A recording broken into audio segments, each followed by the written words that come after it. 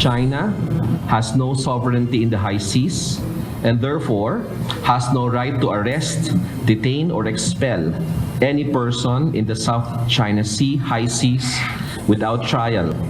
Walang karapatan ng China na magpatupad ng regulasyon sa Exclusive Economic Zone ng Pilipinas at mga kalapit na bansa.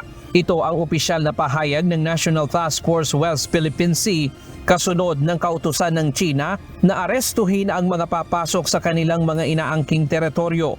Base rin sa inilabas na bagong regulasyon ng China, maaari nilang ikulong ng 30 hanggang 60 araw nang walang paglilitis. Ayon sa tagapagsalita nito na siya ring National Security Council Assistant Director General Jonathan Malaya, hindi titiklop ang Pilipinas sa bagong regulasyong ito. Aniya, walang sovereign rights ang China dito at paglabag ito sa international law, United Nations Convention on the Law of the Sea o UNCLOS at UN Charter.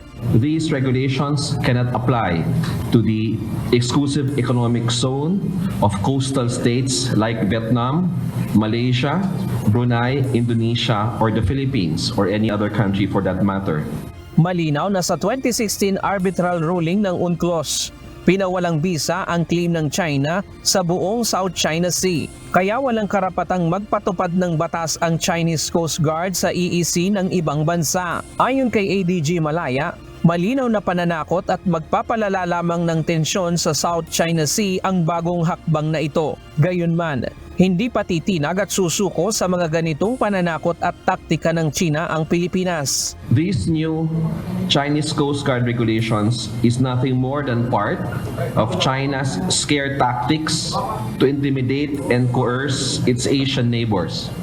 It is provocative, escalatory, and increases the tensions in the South China Sea. Mananatili sa pangingisda at paglalayag ang Pilipinas sa karagatang sakop ng Exclusive Economic Zone ng bansa. Kung sakaling totohanin ng China ang kanilang banta, nakahanda ang pamahalaan na protektahan ng ating mga mamamayan. We would increase the presence of our assets as much as we can para kung sakasakali may mga insidente na nahaharas yung ating mga mangingisda at merong pagtatangka na arestuhin o i-detain ng ating mga kababayan ay mapipigilan natin through our Philippine Coast Guard. Nanawagan naman ng NSC sa mga kalapit na bansa na baliwalain ang bagong iligal na regulasyong ito ng China. And we call on all maritime states, particularly our neighbors in like Vietnam, Malaysia, Brunei, Indonesia, to ignore these illegal regulations and sail in these waters to the extent that international law allows. Hinikayat nito ang ibang bansa na patuloy na mangisda at maglayag sa South China Sea. Ayon naman sa Philippine Coast Guard, ang regulasyong ito ay overreaction lamang ng China sa civilian mission kamakailan. Maaaring natatakot ang China na magkaroon pa ng ganitong civilian movement mula sa ibang mga bansa sa rehiyon. This only means one thing. This regulation the Chinese has publicized is an empty threat. They want to discourage civil society movement, not just here in the Philippines, but across the region.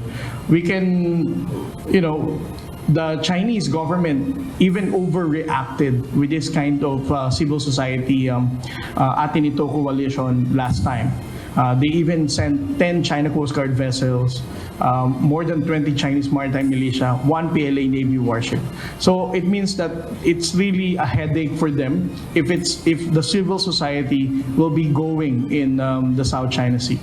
This only happened here in the Philippines. So what if the Vietnamese will also have civil society movement who will also do the same? Also for Kuala Lumpur, also from people in Natuna. So this is a very big problem for them. So for China to counter all this kind of impact to the civil society, they have to say something to at least threaten the people. Samantala, hinamon ng National Task Force West Philippine Sea ang China na pumayag na kumuha ng third party o sumailalim sa international scrutiny ang Baho de Masinloc upang malaman ang tunay na kalagayan ng bahura. Ryan Lacanlale, UNTV News and Rescue. Diyos ang aming sandigan, serbisyo publiko ang aming pinahahalagahan.